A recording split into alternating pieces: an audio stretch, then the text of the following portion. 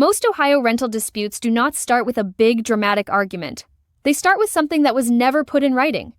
Today, it is the Ohio month-to-month rental agreement. A month-to-month rental agreement sets out the rent, the deposit, who pays which utilities, and how much notice either side gives before ending the tenancy. On a rolling term, instead of a fixed year. It is the most flexible arrangement in residential renting, and the one people most often leave undocumented because it feels informal.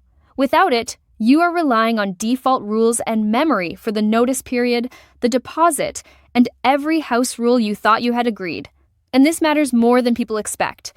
The notice periods, the deadlines, and the wording that count are set by Ohio law, not by a generic national template.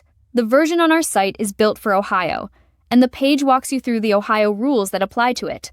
Fill it in on the page, hit generate, and you get a clean, dated PDF you can print, sign, or email in about a minute. No account, no watermark, no charge. If this was useful, give it a like, subscribe for the rest of the series, and head over to tenantscreeningbackgroundcheck.com to grab the form.